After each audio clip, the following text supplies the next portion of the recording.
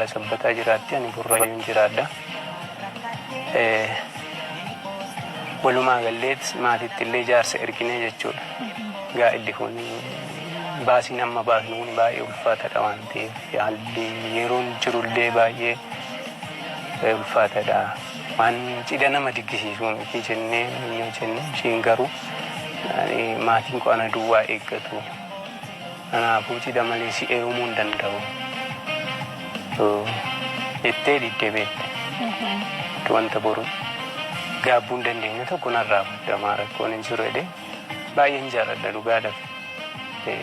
Jaalala yeroo jalqabaa shumaan jalqabe shumaan xumurumaa afaan bakka hawwiin koolillee agasitti itti deemne wal fuunee torban isaatti gaa'ela kanatti toone mana nanti seene num jette.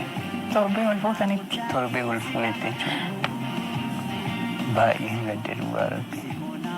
Maaliif rakkinni jedheen bakka duraanuu sin jaaladhu waan na gargaartu fanni si faana amma kana deemee iyyuu malee anamma leekee eegu fanni malee sin jaaladhu amina jette. Ammaa miti amlee hoo kagee eeguu qabdu dura ta'e ture. Ammoo maal jechuudha. Tokkoffaa baasii aga kanaana baasistee otoo nama itti galee jechuudha. Maal jechuudha hidhiitan baay'ee natti dhaga'ame. Sammoo kunikaa amma gara Burraayyuutti erga dhufnee odoo Burraayyuun dhufin obboleessa koo biratti fuudhee Sabbatatti torbee tokko achi turre. Torban achi turre san keessatti ichoota garaagaraa darbatti beekta. Anaaf isheen sababa barbaadde akkan itti dubbadhuuf akkan bakka waa tokko jedhuun barbaadde. Ani garuu waan hamaatti hin dubbanne dhugaadha. Maaliif miidiyaa irra taa'ee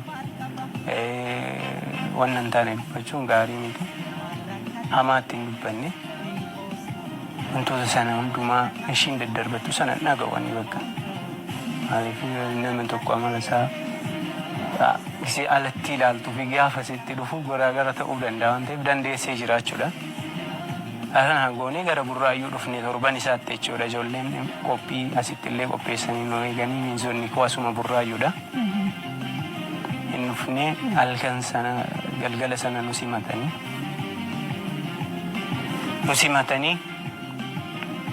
halkan sana galgala sana aga sa'a 5 wayii taphatanii ijoolleen nu biraa galanii natti hin dubbatini kootu rafinaan jette isheenis asheedheetan agasitti bulle. Bariisaa immoo akkuma siin jedhe ijoolleen taphachaa bulanii alkoolii garaagaraa gannannamee manatti booda ka'ee mana kana qulqulleessinaan jedheen. Haadha manaa keetii malee ashkara keetii miti yoo barbaadde ka'ee qulqulleessinaan jette. Asheedheetan mana ofii qulqulleeffachuun ashkara nama taasise rakkoon hin jiru jedheen ofii kiyyaa ka'ee qulqulleessutti ka'ee. Agas bakka xiqqoo xumuroo ergan ga'ee kaatee dhuftee na gargaarte.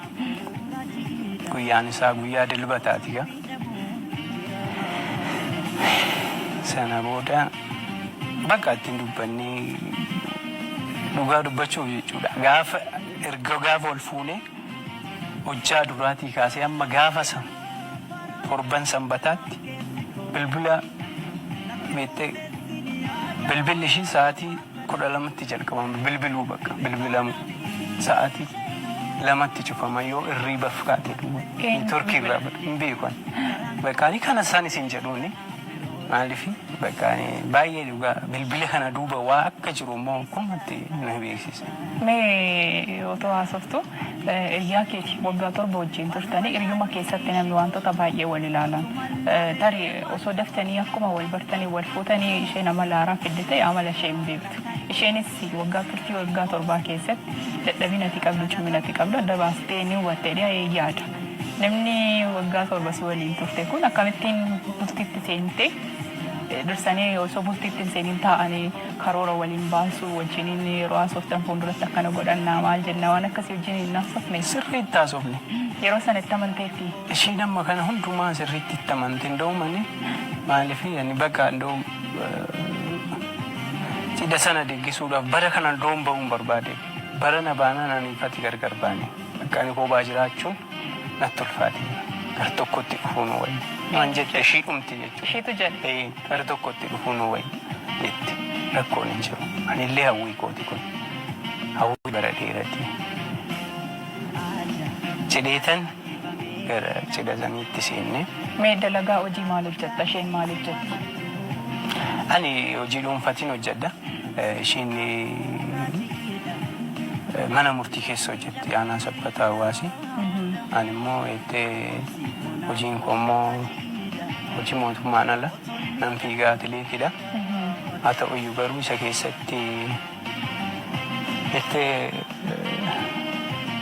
jaalala ishiif jedhee dhugaa dubbachuu jechuudha. Kaayyoon manaa ba'eefillee nan dagadde. Kaayyoon kaleessa maatii kootti dhiisee ba'ee barumsa kootti dhiisee ba'ee sana na dagachiiste jechuu nan danda'a. Isa sana keessatti gaafa sanbataa sana uumaatti hin dubbanne hin boochi maal taatee deetan gaafadhe beekte. Gaafan gaafadhu bakkaan gaa'ila kana utuu amanin itti galee maal jechuudha kana kana. Otoo namanin itti seente duraanuu na jaalatteetii miti. Jedheen bakka baay'ee naaree bakka jaalala koo waan hin qabneef jireenya koo balleessuu dhuftee malee na faana jiraachuu miti hin jedheeni. Sanaan booda akkuma kana naan jetta itti abidda buuste. Akkuma durii sanitti wajjin jiraanna itti atis as taa'e anis achiin taa'a mana naa kireessi akka haala sanaan jiraanna ani amma haalan yeroo sanarra hin jiru. Kaleessa hiriyummaadhaan turre haadha manaa koo taate haadha manaa koo immoo ammas dabalaan deebi'ee mana sii kireessuu hin danda'u. Naannoon wal fuunee bakka tokko akka taanuu fi kaleessas kanuma waliin dubbanne jedheen biraa ba'ee beektee hojii keefsiifamne keessaa mana kiraa bakka gibbii guutuu achitti sabbatatti fudhanneen hojii koof naa toluu dide immoo kilaasii tokko sitti nan fudhadha. Maatiin koo as jira. Hiriyoonni kee waan jiraniif gaafa rakkattee illee dhaqxee maatii koo waa fudhatta waa gaafatta waan ta'eef asitti sii mijeessa dheen dhufne beekte gaafa achi jechuudha. Ana hundumaa isheen amma bakka kunimtuun multi mul'anne naa kireessi siin kireessu.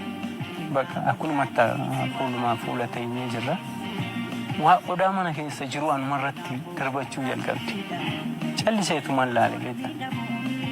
Amma isa sana gootee kaatee dhuftee na qabatte.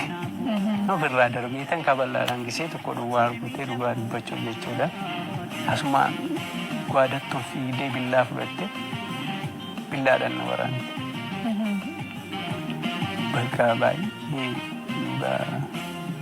dha'uudhaaf harruma kaleessuma wal fuudhan nyaatuma immoo kana wal godhuu isa jedhu tokko bakka natti dhaga'ame. Irri kunnis obseetumaan callise. Sana booda galgala sana bakka ofumaaf akka yaafan dhiifama gaafadhe. Bakka seexanni kanaan gaa'ela koo qoruu dhufee jedhee dhiifama gaafadhe. Mana kiraa barbaaddachuu deemaa hojiidhaaf natti hin tolu naan jette.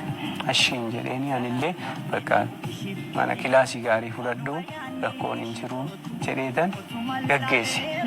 Guyyaan caamsaa 20 baankiin illee cufaadha ta'ee midhaan maallaqa baasee fi taaksii waabbachiise. Nan gaggeesse galgala nan bilbileef beekta. Mana argattee naan eeyyee argattee. Gibbiidhuma duraan ture sana achumaan taa'inaan jedhanii erga kiraa ba'uun kee oolli naan jedhanii. Baay'ee namatti tola bakka baay'ee bakka bayeessa dheetan hin dhuftamuu hin jedhin. Kana booda nama eebeluu jedhamu jaaniin arge bakka barbaaddeetti jiraatu naan jedhe.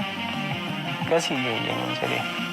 Sen jechuun bakka anillee natti dhaga'ame jechoota addaa tokko beektee darbadhe isa miidiyaa kanarratti illee dubbachuun barbaachisaa miti beektee. Akka ta'u hireen amma guyyaa jimaata guyyaan isaa firri ishee tokko hin jirti. Dhugaanuma gaariidha amma ammaallee baay'ee naa bilbiluu na deeggaraa jiru. Maayii jabaadhu naan jedhu maa miti jechaa jiru. Ishiidhaa bilbileetan waan rakkina ishii naa gaafattuuti akkanatti manaa baatee dheetan ishii biratti waame. Gaafan ishii biratti waamu maal taate bakka waan taanii san barbaadu. Natti jijjiirame manaan nagee. Kontiraata moo akkamiin laaf hin galle beektee Maaliif tokko isheen nama seera beektudha mana murtiiti kan isheen hojjettetti durba Oromoo tokko immoo safuu beektii duudhaa beektii namni duudhaan guddate even hiriyaame jaalattee yeroo dhuma muraasa yoo waliin turtii gootee gaafa irraa adda baatu baay'ee nama yaadutti dhaga'ama. Bultii itti seentee bultiin torban tokkotti diigamu baay'ee nama rakkisa yaaduudhaaf. Otoo seera beektu tarii bultii keessattis haa ta'u waliin jireenya keessattis haa ta'u inni jiraachuu mala. Atis waan ofirratti murteessitu qabaachuu dandeessa. Egaa namni jaallate jaamaadha. Gowwaa ta'aa jedhu dhiirri gaafa jaallate waan hundumaa waan jaallattuuf darbuu dandeessa. Mee addatti amalli ishiin irraan na rakkisa jettu jira? Addatti amalli ishiin na rakkisa jedhu tokko kan jiraatu ta'e ni aartii dhugaadha. Ariichiisan ammoo nan dabarsa beekta. Waan rakkina kee erganii mallee ana wajjin jiraachuuf dirqaman qabdu jedhee. Ilmaan bakka jookii guutee jira bishaan beekta bishaan narra garagalchite. Kana duras billaadhaan soorata. Amma dhugaa rabbii jibbachuuf jechuun calliseetumaan taa'eetuma laala akkanumatti. Isa sanirra utaaltee dabartee ammas dhuftee na qabatte akkanumatti hin ta'a. Kanaan booda ammas kaballaadhaan gaafa rukutu iyyite ollaan dhufee maali rakkinni naannoo sanaa booda ani kaa mana kiraa sana hin baasuun ture manaayyuu atas gabboof dhufanii malee maatiin gaafa dhufe dhufanii haa fudhatanii maatiin garuu tarii tasgabbaa'uu dandeessi mee adeemtee mana kiraa ji'uma tokko ji'a lamallee haa teessu kana booda haala mijeessa dheetan kana mana kiraa sana deem kireeffadhu jedhee baanaa dhufu maatiin haa dhufan jedhana maatiin haa dhufan jedhanii maatiin amma filannoon bahutti eegame filannoon bahee maatiin hin dhufanii abbaan ishees dhufanii mucaaneessuma ishii tokko wasiila ishii tokkos dhufe miinsoleen namni lama mucooq ijoolleen gara kootis dhufanii jaarsoleen dhufanii warri waajjira ishiillee waameen bakka eenyu jedhe sana hundumaa keessatti bakka hin barbaadu. Ani baheen jennee mucayyoo kana ani nagaadhumaan bakka tasgabbooftu dheetan mana kiraa fuudhee fi achi ergee ishiin garuu hin barbaadu jette. Abbaan bakka dhugaa dubbachuuf jechuudha. Abbaan nan sodaadha abbaa koo jennaan kabaja jettee turteeyyu. Gaafa laalu bakka akka waan mariidhaan dhufanii fakkaata. Abbaan akka hin gammadan jechuun nan danda'u. Gaafa cidhaa barii jechuudha deebiillee achumatti deebinee beektaa malsi hin bu'ani. Eessuma ishii tokko jira maaliif bu'u jedheetiin gaafadhe beekta. Seeraan guutamitu jira. Mana qabaa lafa qabaa isallee mallatteessinee fi kanaaf bu'u naan jedhe. Faayidaa sirraa barbaadan malee nomaayyuu intala sii kennuu isheenis si faana jireenya rakkoo haa ta'u si faana jiraachuuf kaayyoo hin qabdu. Hin qabdu bakka guutummaan gootutti jechuudha. Akkasii seera yoo ta'e kaa seerri Wallaggaaf Shawaa kun gargar ta'uu danda'a. Akkuma naannootti gargar ta'uu danda'a waan ta'eef aan jiru immoo wanta jiru kun asumatti hin kabbarbuudhe. Kun borullee wal bira jirra maatiidha nuti. Waan barbaachisaa ta'e immoo waluma biraa jirra. Qabeenya yoo ta'e immoo waan ishii ilaallatu yoo ta'e wannan qabadhu yoo ta'e gara mana qopheessatiin xumurachuu hin dandeenya. Rakkoon hin jiru kun waan nama boochisuu miti dheetan eessuma ishiisan tarii eessumni ishii sun ilaaluu danda'a sagantaa kana dhugaadha nama jiru jechuudha. Naannoo Shaashamannee jiraata. Haala sanaan abbaan gaafa sana boohanii hirqasuun gaafa intalli isaanii mana diigdee baatu gaafa golfan bakkaana baay'een ni beekta. Miilli koo akkanatti na jalatti laafe. Bakka jaarsummaa isa dhumaati bakka amma kana booda isa dhumaati kana booda ijaan argaa isaan barbaadu. Ani nagaanan bahee galaa akkanan doorsisne maaloo jettee himatte rakkoon hin jiru. Ani kanan jiraadhu burraayyuudha.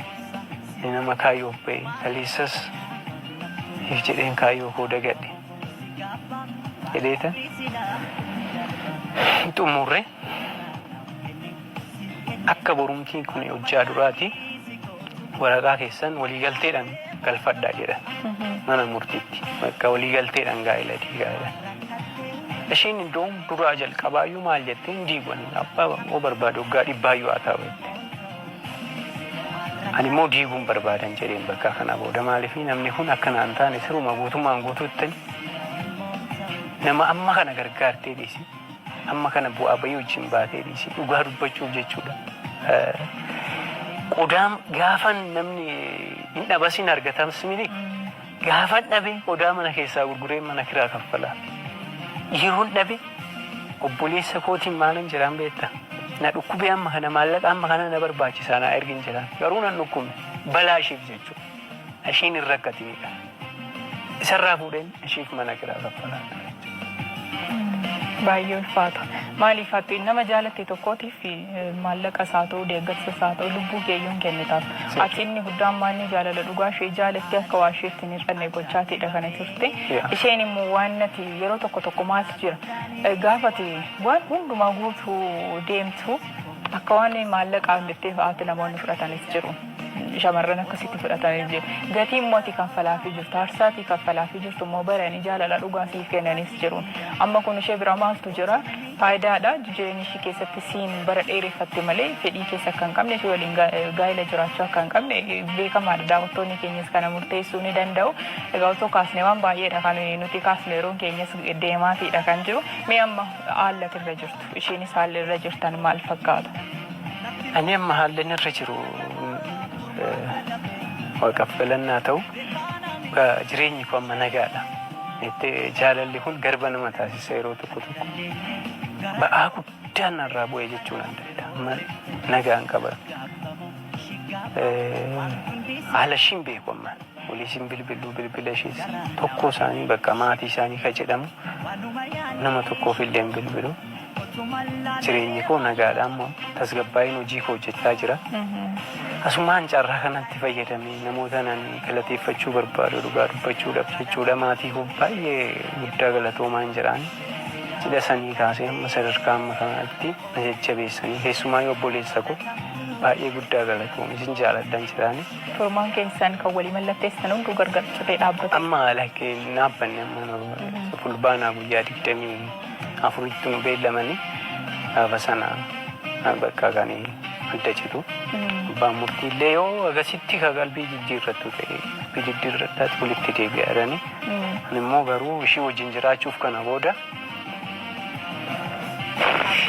waan rabbiin beekan irra keessan yoo tokko ta'e isheenis egaa nama barattee hojii qabduudha.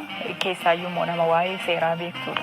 Rabbi qalbii ishii jijjiiree ofitti ishee deebisee jireen kiyya isuma jettee ishii qalbii ofitti deebitee akkasitti deebisu abdiin qaba. Maaliif atis immoo nama jabaa ta'uu qabda. Kaayyoon qabattee kana duraatti leetii turte. Sanattis daandii sanarras ta'ee amma jiraachuu dandeessa. Namni gaafa jaalala keessa jiru kaan kaayyoon isaa galma gaaf kaan immoo karaatti kanan hafu. Egaa atis kaayyoo keessa hin dagattu fuulduratti akka deemtu abdiin qaba. Isheenis egaa ofitti deebisee qophii kanas ilaalte jaalalatti qabdu waan natti ta'aatii turte akka deebite xiinxalta abdiin qabaan. Namni amma ishii wajjin jiraadhu naan jedhu boolla bineensaa gubbaa taa'ee yoo nan gabbayii bineensa na nyaadhu na salphata jechuudha. Mee egaa ati isheetti deebisuuf kaayyoon qabdu maaliif argiteetta? Jaalalaa waggaa 7 wajjin turte bultii keessa seentee immoo bultiin keessan 7 otoo hin ga'iin kan hin diigame. Mee namoonni maal baratu seenaa keerraa? Warreen ta'anii ilaalan maal gochuu qabu? Ani ka warreen ana fakkaatan hedduutu jira. Waan narraa barachuu qaban dhugaa dubbachuuf jechuudha.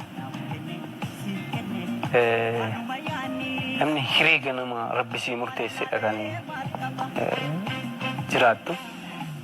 Kanaaf nama dhugaadhaan nama jaalatu, nama kaayyoo qabu, nama mul'ata qabu. Yoo isiniif ta'e gaariidhaan jedhaani. Oromummaan wal lama kabachiisa. Wal lama tokko waan ta'eef ilmaan Oromoo safuu beeku duudhaa beeku isaan dagachuun qabanii atis egaa namoonni seenaa keerraa wanti baratanii duraan atileetiidha jalqaba kaasneerra kaayyoo keerraa jaalalaaf jettee deebite osoo yeroo sana waggaa 7 dura atileetummaa keetiin itti fufte yoona innumaayyuu ammas hojjetaatu man jira sadarkaan yaadamu san irraan hin ga'in malee ammas hojjetaatu man jira beektee bakka yaanni koo baay'ee ishiidhaan waan cabaa jiru bakka firii ta'e hojjetuu hin dandeenye ammas hojjetaatu man jira galata Waaqayyo amma manaa jira biraan hojjedha Yuurooppii jedhee bakka koronaan kun isoo bade tarii asitti ol arguu hin dandeenya jechuudha. Deebisnee rabbittiin siyaa ga'u siyaa milkeessu atis jabaatee fuulduratti immoo milkaa'inaan deebinee akka wal arginu abdiin qabaan. Galatoomii baay'ee guddaa galatoomadha. OBN Orana Afrikaa baay'ee guddaan galateeffadha. Ulfaadhu seenaa kee waan nu qoddeef guddaa galatoomi. Egaa namoonni bakka garaagaraa ta'anis seenaa wal fakkaataas qaban ergaa dabarsuu barbaadanis sirraas baratanii yaada isaanii nu barreessu. Ulfaadhuun siin jedhasiin. Ishee galatoomadha. Ayyee guddaa galatooma. Kabajamtoota daawwattoota keenya bakka garaagaraa teessanii kan hordofaa turtanii yeroo jaalalaa keenya har'aatiin seenaa Abbabaa Dabalee irraa gaagwaanii barattu jedhee abdiin qaba. Namoonni bakka garaagaraa teessanii qophii keenya hordoftan seenaa wal fakkaataa kanneen qabdan muuxannoo gama milkaa'inaatiin bultiin koo milkaa'aadha. Bu'aa bayii kana keessa darbinee umurii dheeraa wajjin jiraanne kanneen jettanis akkasumas immoo kanneen jaalala keessatti miidhamtanii miidhamni kun kiyya namoota biroo barsiisuu danda'a kanneen jettan akkasumas hiriyoota keessaniin kan wal dhabdee isin gidduu jiruuf illee egaa yeroon jaalalaan ni fura waan ta'eef 8331 irratti yaajaa jettanii barreessuudhaan biraan geessanii qophii keenya irratti affeeramuu ni dandeessu. Egaa torban egaa keessummoo biraatiin kan wal agarru ta'a. Mee keessummaan torban kana eenyudha? Baraaraatiin wal qabatee jaalala maatii keessanii kan feetan ibsachuu waan dandeessaniif irratti hirmaadhaan isiniin jedha. 8331 yaajaa jettanii nu barreessuu ni dandeessu. Yaada keessan immoo kanneen barreessuu barbaadan 8331dha. Warreen hirmaatanidha. Yaajaa akkanitti dabaltanii barreessitanii hagammaatti yeroo keessan nu laattanii waan waliin turtii taasistaniif guddaa galatoomaa kan isin biraan gahaa turan moonees beeksisaatiin fayyaa nuuf ta'a.